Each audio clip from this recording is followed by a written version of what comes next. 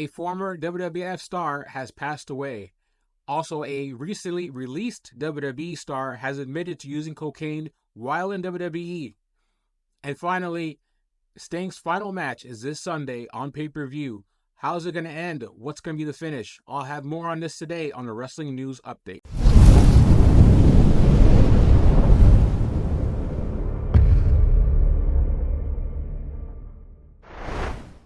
What's going on, guys? This is Angel from WrestlingNews.co. I want to touch on real quick on the giveaway. When we hit 100,000 subscribers, I will be giving away an undisputed WWE Universal Championship. All you have to do is hit subscribe under this video, and that enters you to win the belt. We'll also be doing other giveaways, so if you want to see other belts or tickets or anything else related to wrestling, not just WWE, it could be any other company, just let me know in the comments, and I'll consider all of your ideas. Let me know what other giveaways you want to see. All right, well, I think most of you know by now that former WWF star Virgil has passed away. Real name Mike Jones. He had been dealing with numerous health issues over the last few years, including dementia. He was diagnosed with that in 2022. He had 2 strokes. There were reports that he had cancer, but his sister has said that he never had cancer to begin with, so that was false. But he did have numerous health issues. There was, I believe, a GoFundMe that was raising money for him. He was not doing well as far as financially the last, I don't know how many years. The last many years, he was not doing well financially, I guess in part due to the health issues. Virgil, before he became Virgil, started as Soul Train Jones into the CWA in Memphis. His biggest run happened when he started with the WWF in 1987, and he was paired with Ted DiBiase as his bodyguard. He didn't speak for years, but in 1991, he officially broke away from DiBiase. He became a babyface.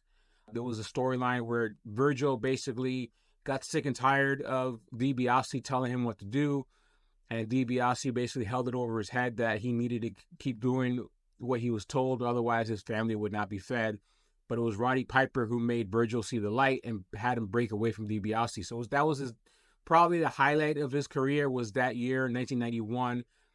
They had a match at WrestleMania, I believe another one at SummerSlam. And basically after that, he basically became enhancement talent. He stuck around, I believe, until 93.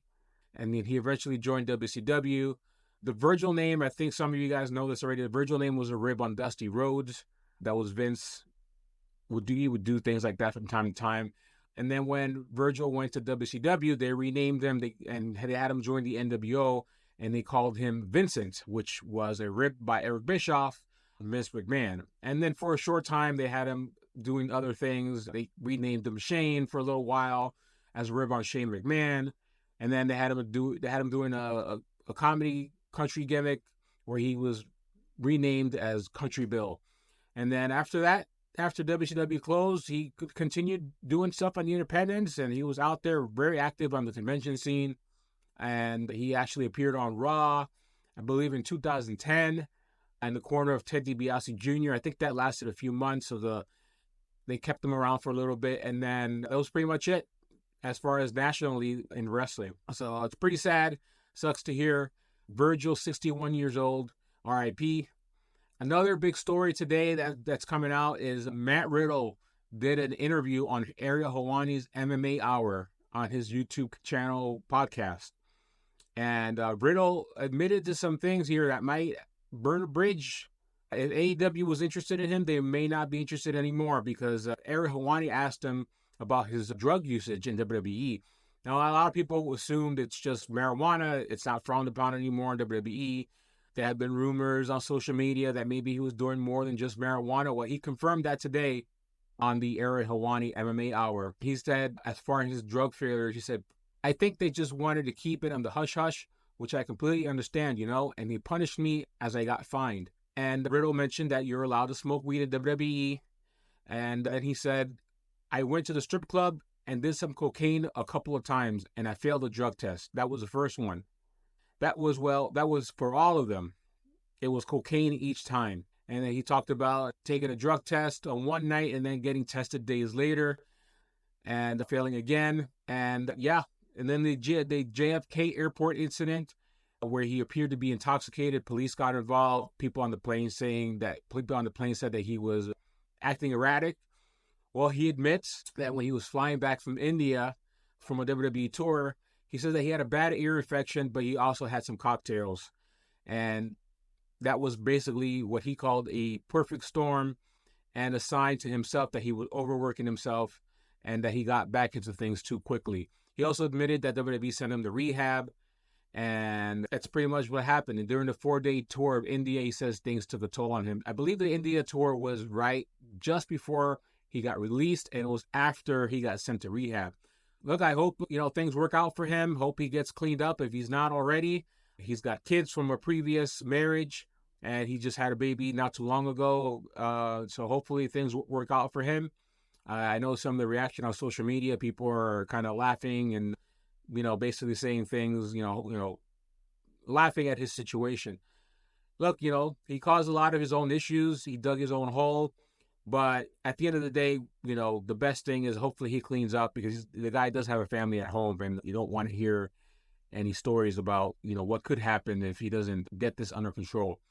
So that's from Matt Riddle. Again, if AEW was going to hire him, I don't know if they even considered it. Now it's less likely. He's probably burned that bridge.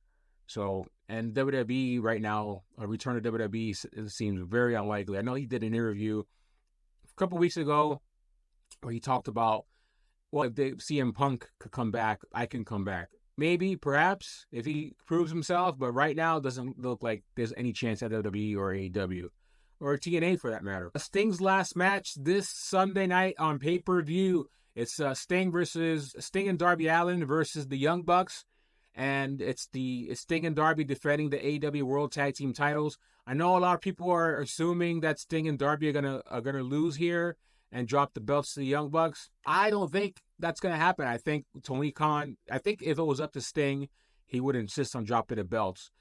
It was Tony Khan who insisted for Sting and Darby to win the belts, and Sting was not on board with that, but he went along with it.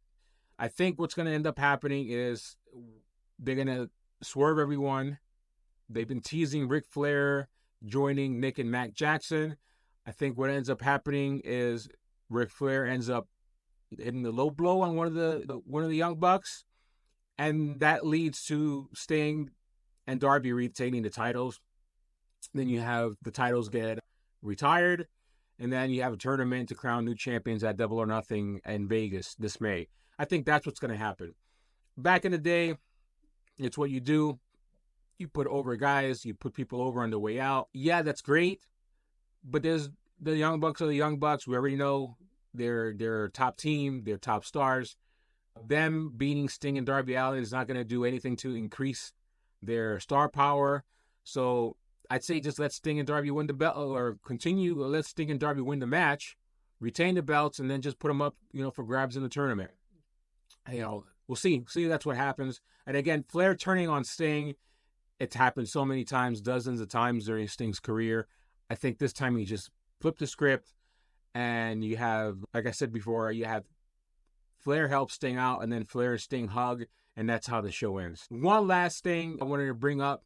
There's a YouTube account. I know people have tagged me in this on Twitter. Wrestling News Co., by the way, on Twitter and all social media. But there's supposedly a Bo Dallas account under the name Dreadmare. It sounds a lot like him.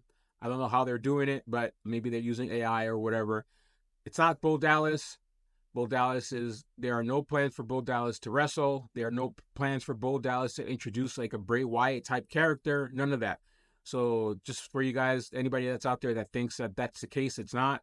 Bo Dallas has nothing to do with that account. That's pretty much it. So I just want to get that out there because I know I saw that trending on social media, and a lot of people were sharing it in the last few days. And I saw it actually a few months ago, and it just popped up again over the weekend. So that's pretty much it for me.